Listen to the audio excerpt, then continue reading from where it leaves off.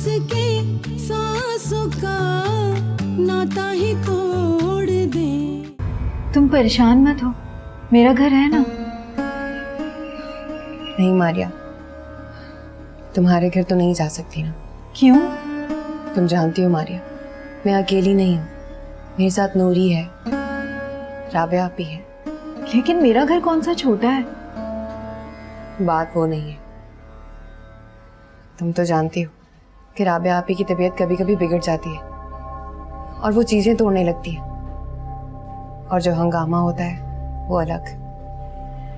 अगर हम आपी को किसी हॉस्पिटल में दाखिल करा दें, मेरा मतलब है जहां उनका फौरी इलाज हो सके और घर जैसी देखभाल हो सके। मारिया, मेरी आपी बीमार है, पागल नहीं है वो। रानिया, मेरा ये मतलब नहीं था। तुम्हारा जो भी मतलब है, तुम्हारी ऑफर का शुक्रिया। मैं चाहती हूँ कि ये मेरे मसाइल है और मैं खुद ही इन्हें हल करूँ। रानिया प्लीज मुझे गलत मत समझना, मेरा हरगिज ये मतलब नहीं था।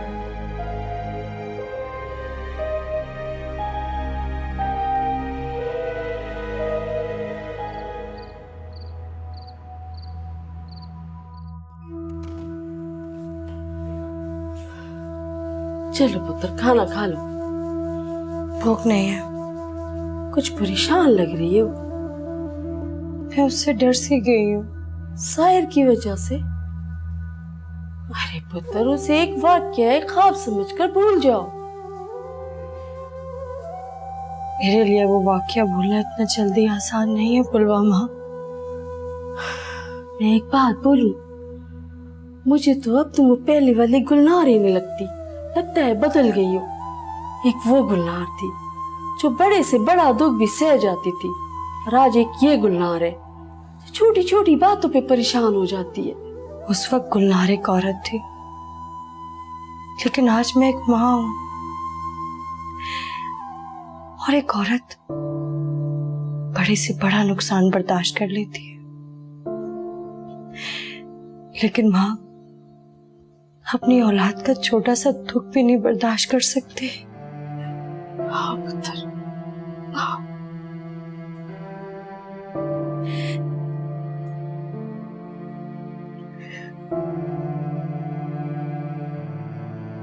आज मैं ताहिर से मिला था, उसने मुझे एक जिम्मेदारी दी है। कैसी जिम्मेदारी अंकल? तुम्हारी शादी की जिम्मेदारी। मेरी शादी की? ताहिर ने बहुत पहले तुम्हारा और वकार का रिश्ता तय कर दिया था। इतने वक्त तक हम उसकी मालूमात हासिल कर रहे थे। ताहिर ने सोचा था कि किसी मुनासिब वक्त पे तुम्हें वो इसके बारे में बताएगा और तुम्हारी मर्जी से ही रिश्ता तय हो जाएगा।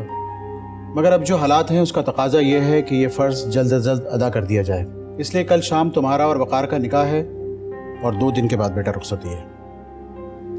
लेकिन अंकल, मैं ये शादी कैसे कर सकती हूँ? इस वक्त मैं अपना घर कैसे बसा सकती हूँ जब मेरे अब्बू इतनी तकलीफ में है और मेरी बहन को मेरी जरूरत है। वकार तुम्हारे साथ साथ राबिया की जिम्मेदारी लेने के लिए भी तैयार है। क्या वो जानते हैं कि मैं तलाक याफ्ता हूँ?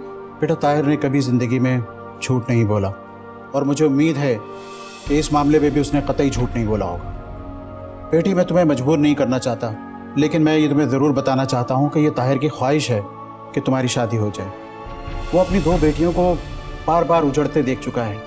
अगर एक बेटी का भी घर आबाद हो जाता है तो उसके दिल को सुकून आ जाएगा। अगर ये अब्बू की ख्वाहिश है और मेरी वजह से उन्हें सुकून मिल सकता है, तो मैं बेटी होने का फर्ज जरूर अदा करूंगी। आप अब्बू से कह दीजिए कि मुझे थोड़ा वक्त चाहिए, मैं बहुत तन्हा हो गई। ठीक है बेटा।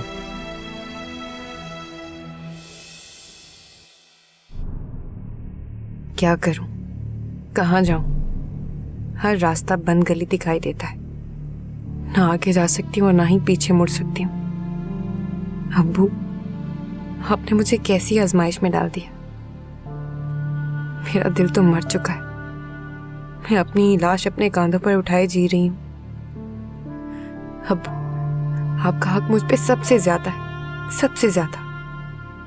मैं आपकी ख्वाहिश को कैसे टाल सकती हूँ? बहुत बड़ी उलझन में डाल दिया आपने मुझे। मुझे आपका फैसला मंजूर है अब्बू।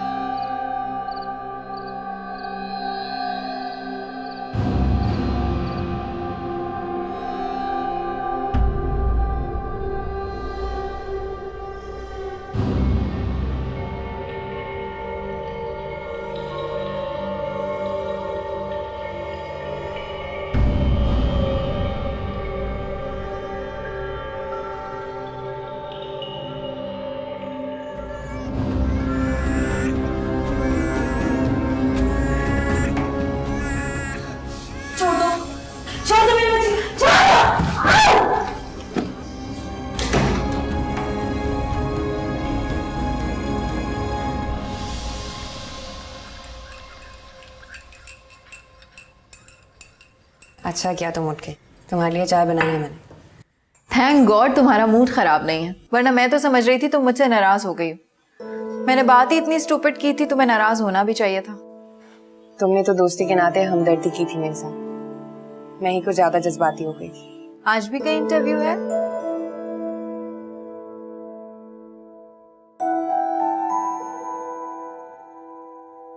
जब जॉब ही नहीं करनी तो इंटरव्यू कैसे? इरादा क्यों बदल लिया?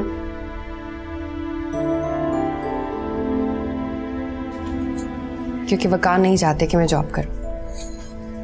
वकार कौन? वो ही कल जिनके साथ मेरा निकाह है। तुम्हारा निकाह? इन हालात में? क्यों? आलम ने मुझे छोड़ दिया।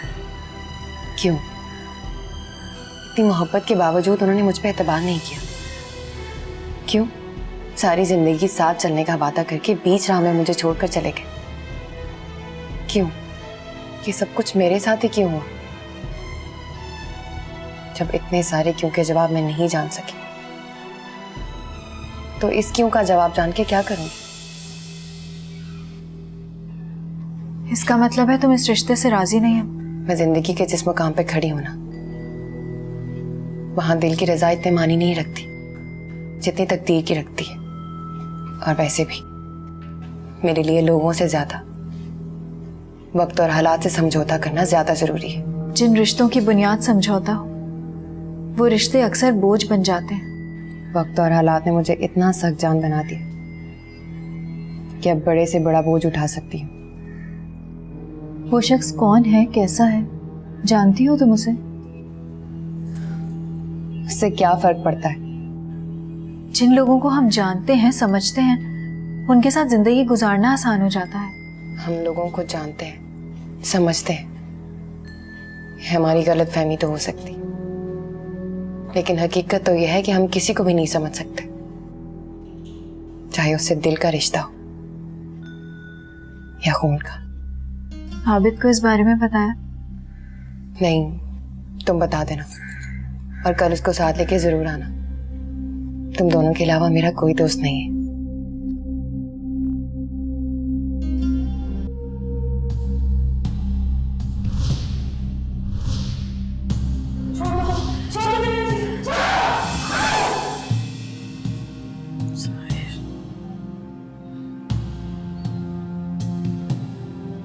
साहिल, साहिल, कहाँ है मेरा बेटा?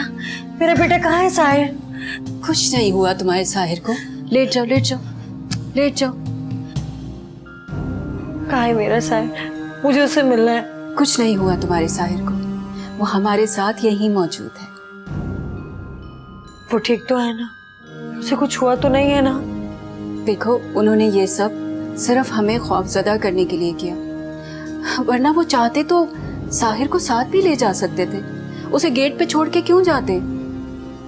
उसे बुलाए ना, मुझे उससे मिलना है। तुम्हें शायद यकीन नहीं आ रहा मेरी बात का, अभी तुम्हें यकीन दिलाती हूँ। अब फुलवा, जाओ जाके साहिर को लेकर आओ।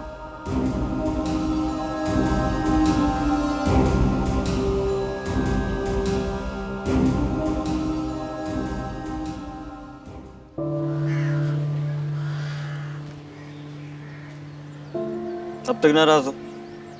नहीं। तो फिर इतनी खामोश क्यों? बस वैसे ही। कल रात को तुम फोन पे कह रही थी कि रानी के घर से होते हुए कॉलेज आओगी। रानी ठीक है ना? जब उसकी जिंदगी में कुछ ठीक ही नहीं रहा तो फिर वो ठीक कैसे हो सकती है? क्यों? अब क्या हुआ? कल रानिया का निकाह और 2 दिन बाद उसकी रुखसती है।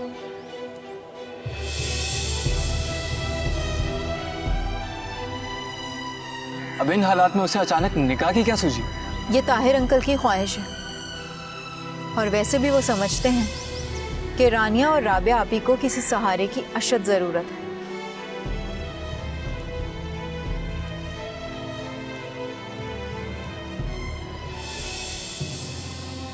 ये सब कुछ आलम के सामने बताने की क्या जरूरत थी? ताकि उसे ये पता चले कि उसकी गलतियों की सजा किसी बेकसूर को मिल रही है। और इससे तुम्हें क्या हासिल होगा? पता नहीं। हमारी इससे कुछ हासिल नहीं होगा। अलबत्ता आलम को अपनी बेबसी का एहसास उसे एक नाकाबिले बयान अजियत में रखेगा। आबिद, मैं आलम को हर्ट नहीं करना चाहती, मगर जब रानिया का दुख, उसकी बेबसी और तन्हाई देखती हूँ तो पता नहीं क्यों लहजे में कड़वाहट सी घुल जाती है। देखो मारी, मैं मानता हूँ जो रानी के साथ हो रहा है वो गलत हो रहा है, लेकिन आलम ने जो कुछ भी किया उसे जानबूझ के तो नहीं किया ना। और ये सब कुछ जानने के बावजूद भी अगर तुम आलम पे इल्जाम लगा रही हो तो ये सरासर गलत है।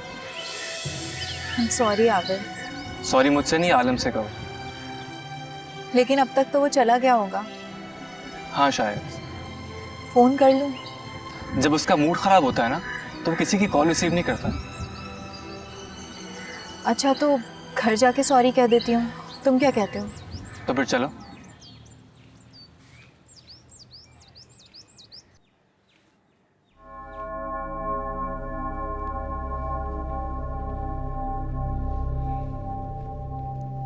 सलाम अहमद सैन। वालेकुम सलाम। जाजिब, जी अहमद सैन।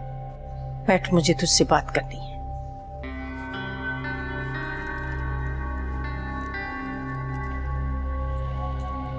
जी अहमद सैन, खैर तो है? जाजिब, मुझे एक बात का सही सही जवाब दे। क्या?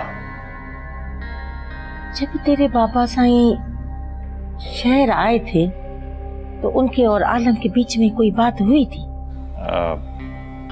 लेकिन आप ये सब क्यों पूछते हो अम्मा सैन? पता नहीं क्यों तेरे बाबा साईं जब शहर से वापस आए हैं ना तब से चुप चुप रहते हैं, और आलम का भी फोन बहुत दिनों के बाद आता है। और जब आलम मुझसे बात करता है ना, पता नहीं क्यों मुझे ऐसा लगता है कि वो खफा है। नहीं अम्मा सैन, ऐसी कोई बात नहीं है। आलम के इम्तिहान वगैरह चल रहे हैं ना, आपको तो पता है कि आजकल के लड़के लड़कियां पढ़ाई को ऐसे सर पे ले लेते हैं, पागल हो जाते हैं, पता नहीं क्या है उनको। बस ऐसा ही आलम के साथ भी होता है, परेशानी की बात नहीं है। तुझे यकीन है कि यही बात है? अम्मा सैना, अगर आपको यकीन नहीं है तो आलम आएगा तो खुद उससे पूछ लेना ना। आपका आलम तो झूठ नहीं बोलता। चलता हूं।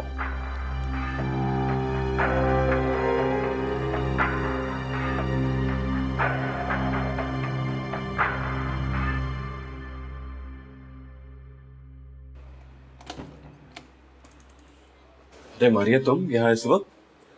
मैं जानती हूँ तुम्हारा दिल चाह रहा होगा कि इस वक्त फौरन से पहले दरवाजा बंद कर दो, या फिर मुझे बहुत सारा डांट दो, या फिर कोई चीज मेरे सर पे दे मारो।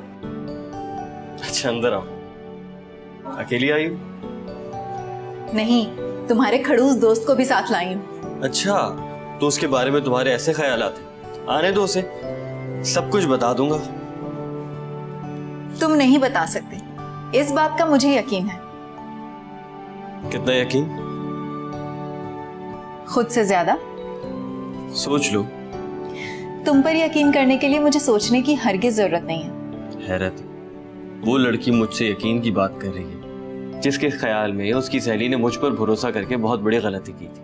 आई एम सॉरी आलम, दरअसल पहले मैं सिर्फ रानिया के बारे में ही सोच रही थी। एक बार भी ये नहीं सोचा कि तुमने बेवफाई नहीं की, बल्कि तुम हालात का शिकार हुए हो, उन साजिशों का शिकार हुए हो जिनसे तुम लाइल थे। मगर मैं क्या करूं आलम, वो सिर्फ मेरी फ्रेंड नहीं है बल्कि मेरी बहन से भी बढ़कर है। और ताहिर अंकल बिल्कुल मेरे पापा जैसे। तुम तो जानते हो, जब मैं बहुत छोटी सी थी तभी मेरे माँ बाप का एक कार एक्सीडेंट में इंतकाल हो गया था। तभी आपा की शादी वसीम भाई से हुई थी। उस वक्त मुनज़्ज़ा आपा के पास इसके सिवा कोई ऑप्शन नहीं था कि मुझे अपने घर में रख लें। मैं बड़ी खुश थी कि मुझे अपनी बहन के साथ रहने का मौका मिल रहा है। मगर वसीम भाई खुश नहीं थे। वो मुझे अपने हर रवैये से ये एहसास दिलाते कि मैं उनके लिए एक नाकाबिले बर्दाश्त बोझ हूं, और उन्होंने मुझे अपने घर में रखकर एहसान किया है। ऐसे में सिर्फ एक रानिया की छत थी जहां जाकर मुझे ये एहसास होता कि दुनिया में मुखलिस लोग भी हैं। ताहिर अंकल ने मुझे बिल्कुल बाप जैसा प्यार दिया और रानिया और राबिया आपी ने बिल्कुल बहनों की तरह रखा। अब तुम ही बताओ, उनके लिए जज्बाती होना गलत है क्या? नहीं।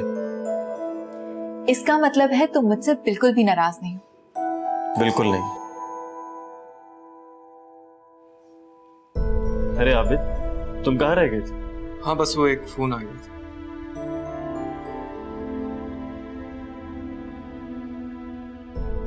मैं कितनी कमजोर माँ हूं, अपने बच्चे के लिए कुछ भी नहीं कर सकी। अगर मैं इतनी कमजोर ना होती तो क्या उन लोगों के लिए इतना आसान होता मेरे हाथों से मेरे बेटे को छीन लेना? और अगर वो लोग खुद साहिर को छोड़ना चाहते तो क्या मैं अपने बल पर उसे वापस पाने की हिम्मत रखती थी? नहीं, यकीनन नहीं।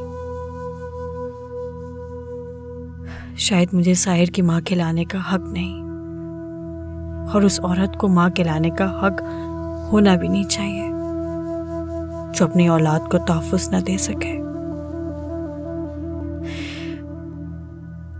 आलम ठीक कहता है।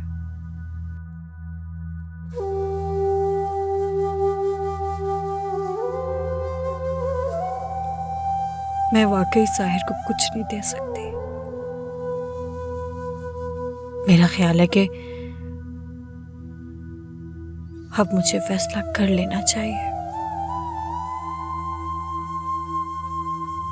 अब बताओ, क्या परेशानी है? मेरे घर वाले मेरी शादी करवाना चाहते हैं। अरे ये तो बहुत अच्छी बात है। अगर वो तुम्हारी शादी खुद करवाना चाहते हैं तो इससे अच्छी कोई बात नहीं हो सकती। उन्हें मारिया के बारे में बताओ, उसके बाद तुम्हारी मोहब्बत को मंजिल मिल जाएगी। मैंने पापा को मारिया के बारे में बताया और उन्होंने मना कर दिया। मगर क्यों? तुम्हारी और मारिया की शादी से उनको क्या एतराज है? पहला एतराज तो नहीं ये कि मारिया के नाम ना तो कोई प्रॉपर्टी और ना कोई बिजनेस, तो वो जहेज कहाँ से लगेगी। दूसरा एतराज, मेरी बहन मोना जिस लड़के से शादी करना चाहती है वो उसको तभी बहू बनाएंगे जब मैं उनकी बहन से शादी करूँगी। और तो और उन लोगों ने मुझे अमेरिका सेटल होने की ऑफर तक दे दी। तो तुम उनकी ऑफर में इंटरेस्टेड हो? मारिया पर मैं किसी और को अहमियत दूं, ऐसा सवाल ही पैदा नहीं होता। फिर क्या सोचा, क्या करोगे? कुछ भी करूंगा, मारिया से दस्तबरदार नहीं होगा। वैसे इंसान को अपनी मोहब्बत से दस्तबरदार नहीं होना चाहिए, चाहे उसके लिए कितनी बड़ी कीमत क्यों न चुकानी पड़े। आबिद, मैं तुम्हारे साथ हूं। मैं जानता हूँ, मुझे इस बात पे पूरा है।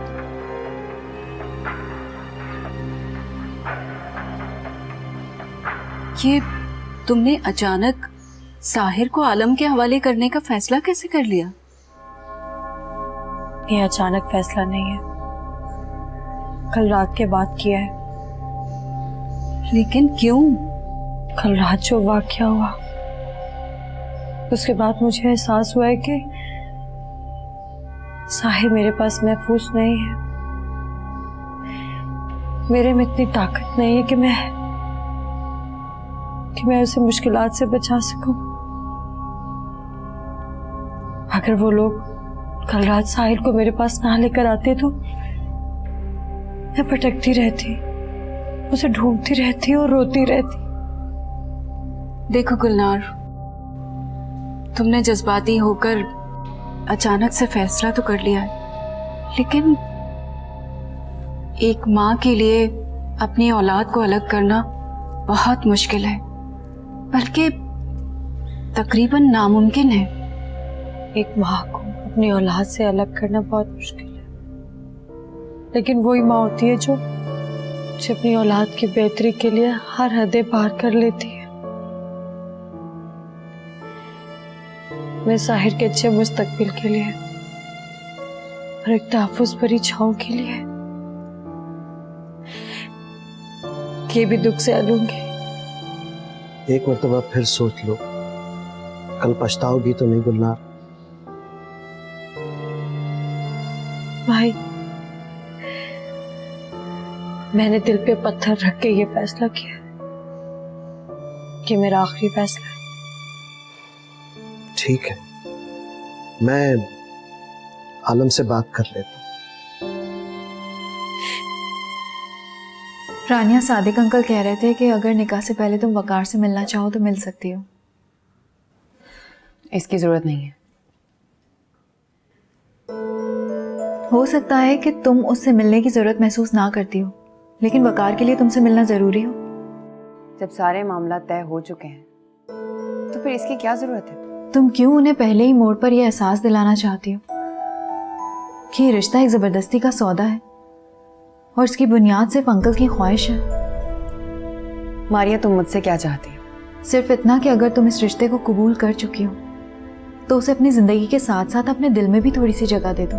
मैं हकीकत पसंदी से सब कुछ कबूल कर चुकी हूँ, तो फिर बड़ी बूढ़ियों की तरह तुम मुझे क्यों समझा रही हो? रानिया, मेरा ये मतलब नहीं था। अच्छा बाबा, सॉरी। चलो मैं तुम्हारे लिए चाय बना कर लाती हूँ। मारिया, मारिया क्या हुआ? तुम्हारी तबीयत तो ठीक है? पता नहीं, बस अचानक से सर में दर्द उठा है। ये दर्द की शिकायत काफी दिनों से है तुम्हें, डॉक्टर को क्यों नहीं दिखाती? डॉक्टर को क्या दिखाना, जब मुझे पता है कि एग्जाम्स की टेंशन की वजह से हो रहा है। मगर फिर भी डॉक्टर को तो दिखाना चाहिए ना। एग्जाम्स के बाद दिखा लूंगी। बिल्कुल नहीं, हम कल डॉक्टर के पास जा रहे हैं। Okay boss. अपना ख्याल रखा करो।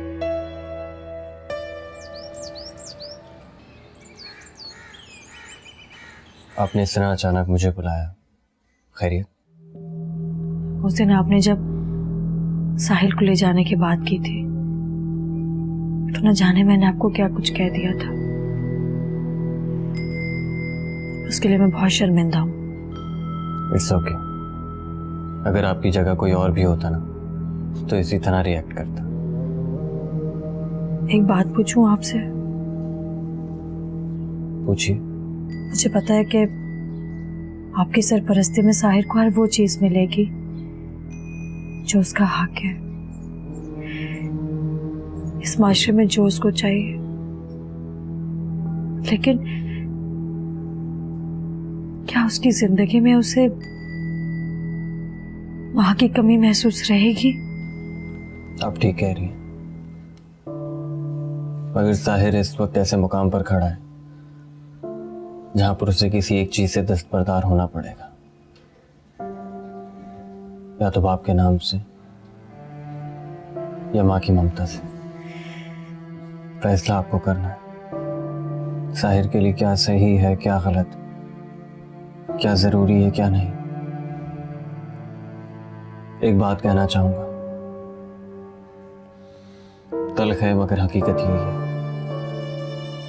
इस माशरे में एक बच्चे को सर उठाकर जीने के लिए माँ की ममता से ज्यादा बाप के नाम की जरूरत होती है। ठीक कह रहे हैं।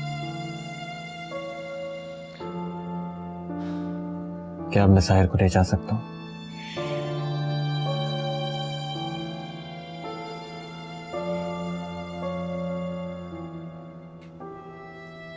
मैं साहिल को लेकर आती हूँ।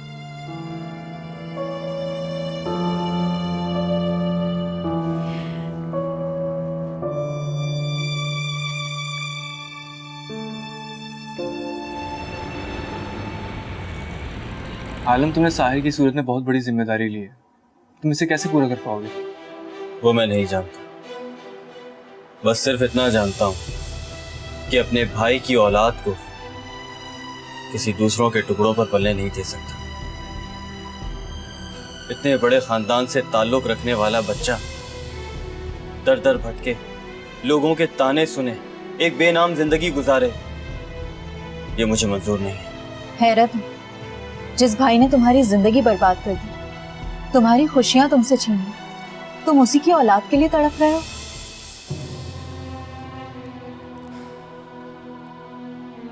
उन्होंने जो मेरे साथ किया है वो मैं कभी भूल नहीं सकता, और शायद इसके लिए मैं उन्हें कभी माफ भी ना कर सकूं। मैं उन लोगों में से नहीं हूं जो किसी गुनाहगार की सजा एक बेगुनाह को दूं, और वैसे भी इस सारे मामले में साहिर का कोई कसूर नहीं है, तो इस मासूम को सजा क्यों मिले? साहिर का भी हक है कि वो उसी तरह से जिंदगी जिए जिस तरह से अदा के दोनों बेटे जी रहे। लेकिन आलम, ये गुलनार भाभी के साथ ज्यादती नहीं कि एक माँ को अपनी औलाद से दूर कर दिया? This is not right. हालात ही कुछ ऐसे थे कि मुझे ये करना पड़ा, और मुझे इस बात का एहसास है कि उन्हें ये फैसला करते वक्त कितनी तकलीफ हुई होगी। ये सारी बातें अपनी जगह हैं, लेकिन आलम, अब एग्जाम्स के बाद तुम्हें प्रैक्टिस भी करनी है, और प्रैक्टिस फुल टाइम मांगती है। ये सब कुछ कैसे मैनेज करोगे?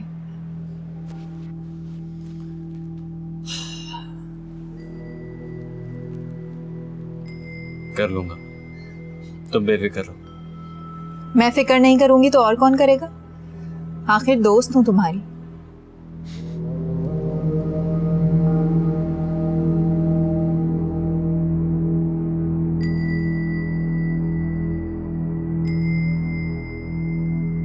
नार पुत्र, चल चल के लान में सबके साथ चाय पी लो। जी नहीं चाह रहा।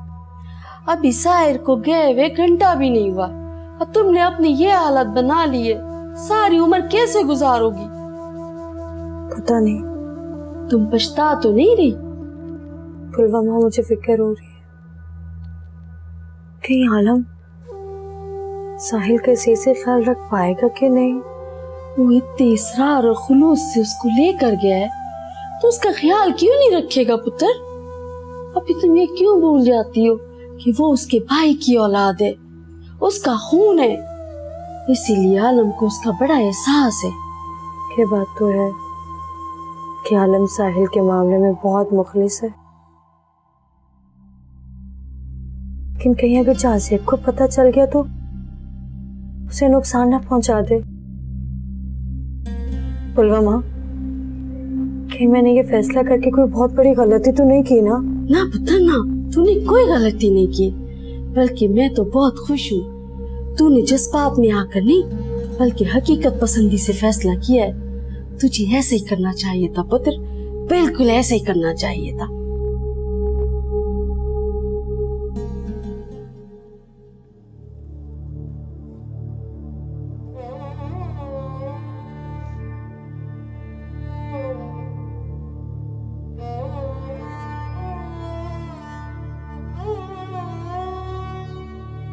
एक सिमत ख्वाहिशें हैं तो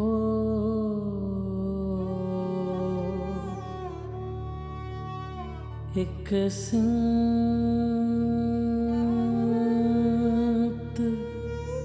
ख्वाब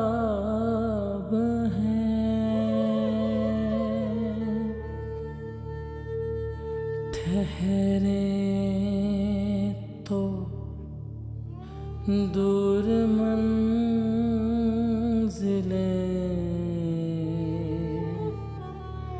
आगे सराब है।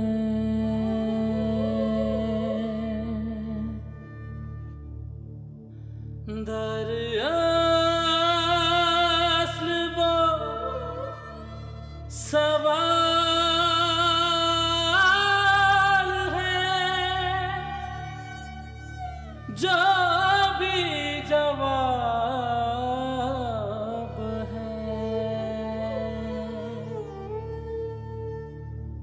उतनी मोहब्बतें नहीं,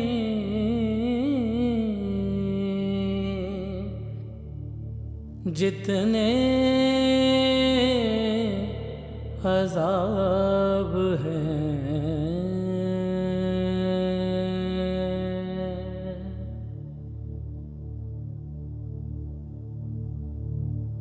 ना अपनी सुबह है कोई, ना शाम है कोई,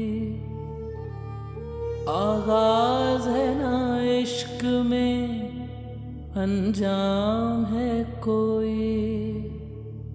कांटों की सेज पर कहा आराम है कोई,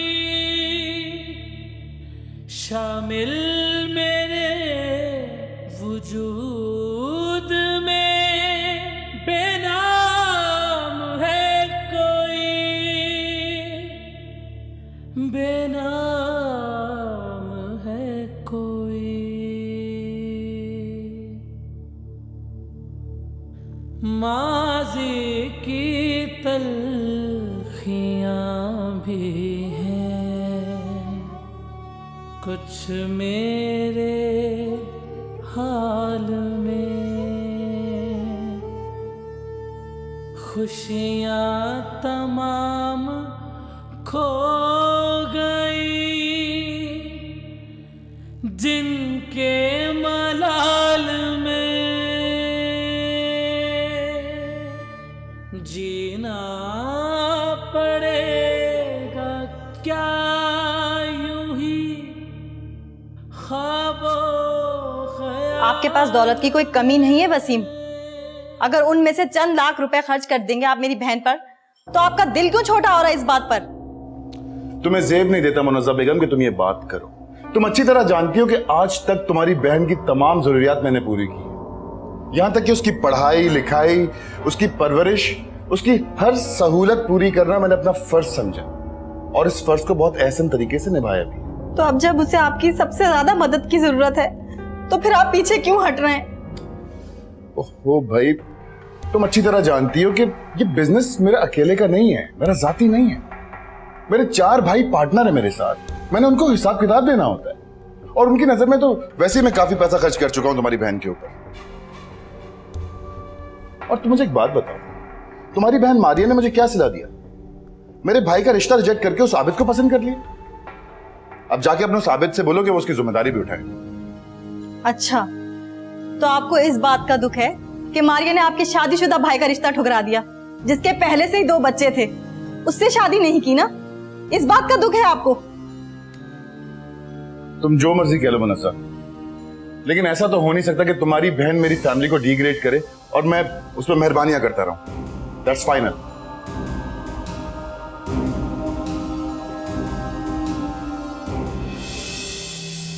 आज मैं एक ऐसे शख्स के नाम के साथ मंसूब हो गई हूँ जिसके साथ की ना कभी मैंने ख्वाहिश की और ना ही कभी इसके ख्वाब देखे। मोहब्बत तो बहुत दूर की बात है। आलम, आपने मुझे जिंदगी के इस मोड़ पर लाकर खड़ा कर दिया है, जहां मैं किसी को जवाब में मोहब्बत तो क्या दूंगी। मैं तो एतबार के बदले एतबार भी नहीं दे सकती। मेरी आगे की जिंदगी क्या होगी मैं अच्छी तरह जानती हूँ, और ये मुनाफिकत भरी जिंदगी जब मैं गुजारूंगी तो मेरे दिल से आपके लिए हर लम्हा बद्दुआ निकलेगी। आलम, मैं आपको कभी माफ नहीं करूंगी, कभी नहीं। मारिया, तुम इतने दिनों से कॉलेज क्यों नहीं आ रही? एग्जाम्स खत्म हो गए हैं, अब आकर क्या करूंगी? लेकिन फिर भी स्टूडेंट्स तो आ रहे हैं किसी ना किसी काम से। बस दिल नहीं चाह रहा। तुम ठीक हो? मुझे क्या होना है? तुम काफी थकी थकी सी, बेजार सी लग रही, और इतने दिनों में तुम काफी वीक भी हो गई। बस ऐसे ही। मुझसे और आबिद से नाराज हो? तुम्हें ऐसा क्यों लगा? आबिद बता रहा था कि वो तुम्हें कॉल करता है, तुम उसकी कॉल रिसीव नहीं करती हो, मिलना चाहता है, मिलती नहीं हो। मैंने भी तुम्हें कॉल की थी, लेकिन तुमने मेरी कॉल भी रिसीव नहीं की। आलम, क्या ये जरूरी है कि मैं तुम्हें और आबिद को हर चीज की वजाहत दूं? क्योंकि हम दोस्त हैं। इसका मतलब है तुम लोग मेरी जाती जिंदगी में दखल अंदाजी करोगे? बिल्कुल। याद है मारिया, तुमने ही कहा था कि दोस्तों को दोस्तों के जाती मामलात में दखल अंदाजी का पूरा हक होता है। आज उसी हक से कह रहा हूं। बताओ, ऐसी क्या प्रॉब्लम है जो तुम हम सबसे छुपा रही हो? ऐसी क्या बात है जिसकी वजह से तुम हम सबसे कट गई हो? आलम, मेरी प्रॉब्लम जानकर तुम क्या करोगे? ऑब्वियसली उसको सॉल्व करने की कोशिश। सोच लो, कहीं ऐसा ना हो कि इस दावे के बाद तुम्हें पछताना पड़े। तुम अपनी प्रॉब्लम तो बताओ, यकीन करो आखिरी हद तक तुम्हारी मदद करूंगा। मैं अपनी दोस्ती पर शर्मिंदा नहीं होना पड़ेगा।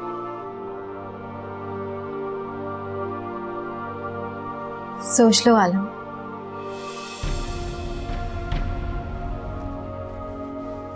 तुम बेफिक्र हो, मैं दोस्ती की हर आजमाइश से गुजरने के लिए तैयार हूं।